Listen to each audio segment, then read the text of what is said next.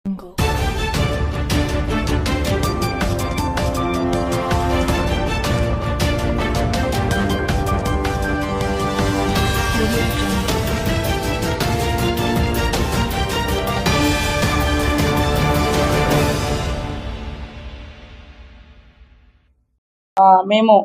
వికలాంగులు, వయోవృద్ధులు, అదేవిధంగా ట్రాన్స్జెండర్ వ్యక్తుల యొక్క సాధికార శాఖ ఆధ్వర్యంలో మరి ఈ జ్యువెనైల్ హోమ్లో డి అడిక్షన్ సెంటర్ను కూడా ప్రారంభించడం ఒక రకంగా బాధ, ఒక రకంగా సంతోషం. ఎందుకంటే ఈరోజు పిల్లలు, చిన్న చిన్న పిల్లలు కూడా నేరాలకు పాల్పడి ఇలా జ్యువెనైల్ హోమ్లోకి, బాల కర్మాగార జైల్లోకి వచ్చి మగ్గిపోతున్నారు. వాళ్ళ వెనుక, ఈ నేరాల వెనుక చరిత్ర చూస్తే మరి డ్రగ్స్ అడిక్టెడ్ కానీ, మత్తు పదార్థాలు కానీ, ఇట్లాంటి వాళ్ళను ఈ రకమైనటువంటి నేరాల వైపు ప్రేరేపిస్తుంది. అది చాలా బాధాకరం.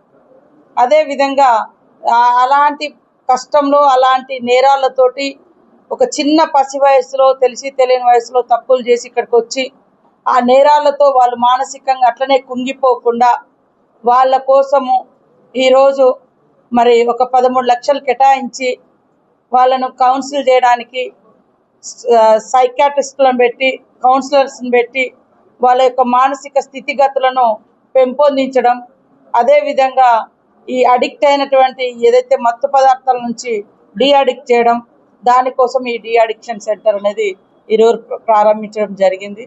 అందుకనే నేను గతంలో కూడా వచ్చినప్పుడు పిల్లలకు అందరికి ఒకటే చెప్పిన, ఈరోజు ఈ కారాగారం అంటే ఇక్కడ ఏదైతే ఈ హైదరాబాద్ అబ్జర్వేషన్ హోమ్లో ఉన్నారో ఇది శిక్షా కాలం కాదు, శిక్షణ కాలము అనుకోండి అని చెప్పిన.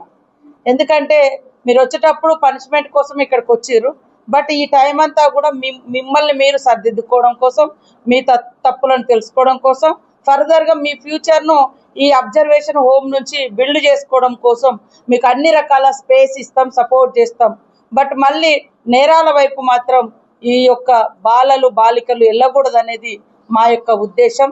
దానికోసమే ఇదొక శిక్షణా కాలం లాగా పెట్టి ఇక్కడ రకరకాల ట్రైనింగ్స్ కూడా వాళ్ళకి ఇవ్వడం జరుగుతుంది. వాళ్ళు అంటే చేతి వృత్తుల్లాగా ఇప్పుడు చేతి వృత్తుల పనులు కూడా చేస్తూ ఉన్నారు. తర్వాత విలువిద్యలు నేర్చుకుంటా ఉన్నారు. స్టేట్, నేషనల్ వైడ్గా వెళ్ళి కూడా ఆర్చరీ ఆడేస్తూ ఉన్నారు విలువిద్యలలో. మరి అందులో కూడా మంచి ప్రైజ్ తోటి వస్తూ ఉన్నారు. సో వాళ్లకు మంచి నైపుణ్యం ఉంది. కానీ ఈ మత్తు అనేది ఈ నేరాల వైపు తీసుకొచ్చి వాళ్ళ జీవితాలను అగాధంలోకి నెడుతున్నారు. ఒక తప్పు జరిగినప్పుడు